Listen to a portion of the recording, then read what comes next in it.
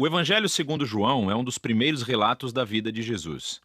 E aprendemos no final do livro que vem de um dos seguidores mais próximos de Jesus, conhecido como o discípulo que Jesus amou.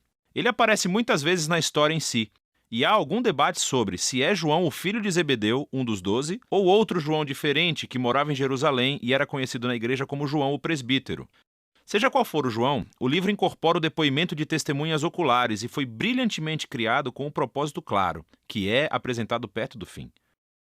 João diz que a história foi escrita para que vocês creiam que Jesus é o Messias, o Filho de Deus, e para que, crendo, tenham vida em seu nome.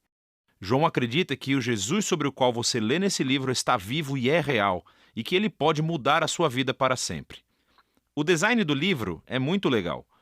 A primeira metade começa com um poema e um conto, que é seguido por um grande bloco de histórias sobre Jesus realizando sinais milagrosos que causam um aumento gradual de controvérsia. E tudo isso culmina no seu maior sinal, a ressurreição de Lázaro, que cria a maior controvérsia, quando os líderes de Israel decidem matar Jesus. E isso inicia a segunda parte do livro. Esses capítulos se concentram na última noite e nas últimas palavras de Jesus a seus discípulos, que são seguidas por sua prisão, julgamento, morte e ressurreição. O livro conclui com um epílogo. Neste vídeo, vamos nos concentrar na primeira metade. Então, o livro começa com uma introdução de duas partes. Primeiro, um poema que começa, no princípio, a palavra já existia. Uma referência óbvia a Gênesis 1, quando Deus criou tudo com a sua palavra. Agora, as palavras de uma pessoa são diferentes dessa pessoa, mas também são a personificação da mente e da vontade dela. Assim, João diz que a palavra de Deus estava com Deus, o que é distinto. E ainda assim, a palavra era Deus, e isso é divino.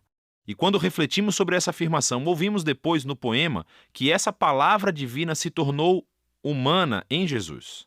Então João parte das histórias do Êxodo, afirmando que Jesus era o tabernáculo de Deus no nosso meio. A gloriosa presença divina que pairava sobre a Arca da Aliança tornou-se humana em Jesus.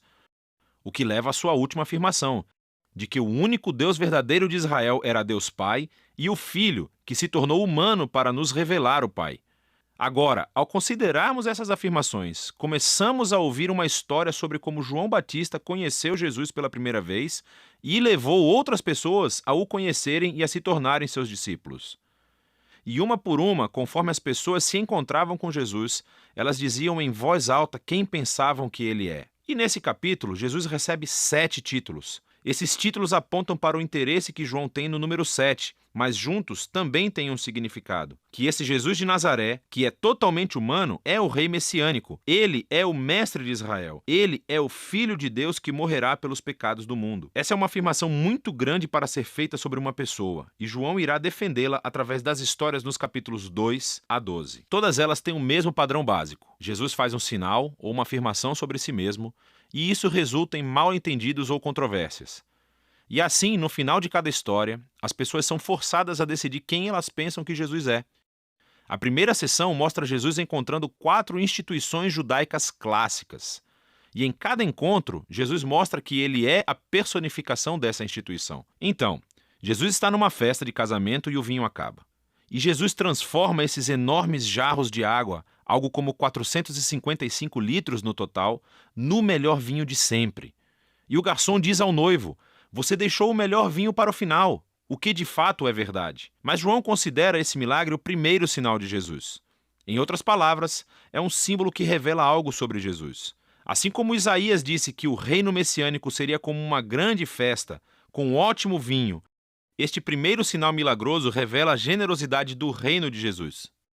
Em seguida, Jesus vai ao Templo de Jerusalém, o lugar onde o céu e a terra deveriam se unir e Deus se encontraria com seu povo. Jesus afirma sua autoridade sobre o templo, acabando com os vendedores e interrompendo as ofertas de sacrifício. E quando os líderes do templo o ameaçam, ele diz: "Destruam esse templo, e eu o erguerei novamente em 3 dias. Jesus afirma que sua morte sacrificial será o lugar onde o céu e a terra realmente se encontrarão.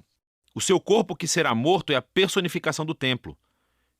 Jesus, então, conversa a noite inteira com um rabino chamado Nicodemos, que pensa que Jesus é como ele, outro rabino e mestre de Israel. Mas Jesus diz que Israel precisa de muito mais do que apenas outro mestre com novas informações. Israel precisa de um novo coração e de uma nova vida.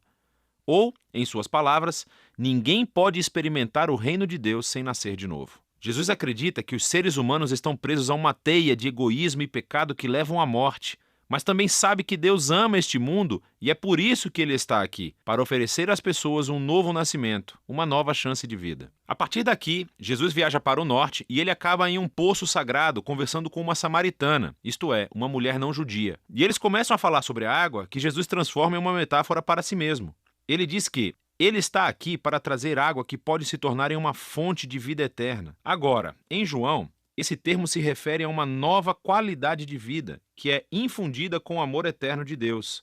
E é uma vida que pode começar agora e perdurar no futuro. Depois disso, João criou outra coleção de histórias que ocorreram durante 4 dias de banquetes sagrados judaicos. E, novamente, Jesus usa as imagens relacionadas ao banquete para fazer afirmações sobre si mesmo. Primeiro, Jesus cura um paralítico no sábado, o que gera uma controvérsia com os líderes judeus sobre trabalhar no dia de descanso. E Jesus diz que é o seu pai quem está trabalhando no sábado, por isso ele também está. E eles entendem o seu significado, pois ele estava chamando Deus de seu pai, igualando-se a Deus, e assim eles decidem que querem matá-lo. A próxima história acontece durante a Páscoa, a festa que recontou a história do Êxodo com essa refeição simbólica do cordeiro, do pão e do vinho. E Jesus, milagrosamente, fornece comida para uma multidão de milhares de pessoas, o que resulta em pessoas pedindo mais pão. Então Jesus prossegue afirmando que ele é o verdadeiro pão, e quem procurar satisfação nele, descobrirá a vida eterna. Isso ofende muitas pessoas que deixam de segui-lo.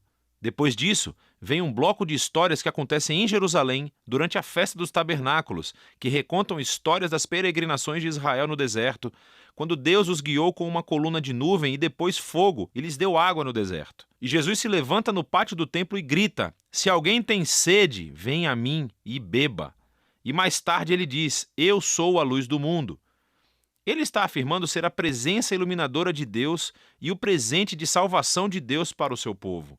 Algumas pessoas acreditam e o seguem, mas outras se ofendem, e outras ainda tentam matá-lo por essas afirmações exaltadas. A história final da festa é durante o Hanukkah, a festa da dedicação.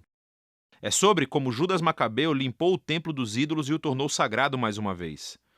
E Jesus entra na área do templo e diz que ele é aquele quem Deus tornou santo, e que ele é o verdadeiro templo onde a presença de Deus habita. E ele também diz: "Eu e o Pai somos um." Isso deixa os líderes de Jerusalém furiosos. Eles criam um plano para matar Jesus e então ele se retira da cidade. Enfim, todos esses conflitos culminam em um último sinal milagroso. Jesus descobre que seu querido amigo Lázaro está doente, mas a sua família mora perto de Jerusalém, que agora é uma armadilha mortal para Jesus. Jesus poderia ficar longe e salvar a sua própria vida, mas ele ama Lázaro. Então, quando ele ouve que Lázaro morreu, ele segue viagem para levantá-lo dos mortos. E ele o chama para a vida fora do túmulo, sabendo que isso lhe custará a sua própria vida. E a notícia desse sinal incrível se espalha rapidamente, é claro. Assim como Jesus sabia que aconteceria, os líderes de Jerusalém descobrem o que aconteceu e começam a conspirar para matá-lo. Então ele vai para Jerusalém como o rei de Israel que foi rejeitado pelos seus líderes. A primeira metade de João chega ao fim com a história sobre como Jesus sacrificou sua vida com um ato de amor pelo seu amigo.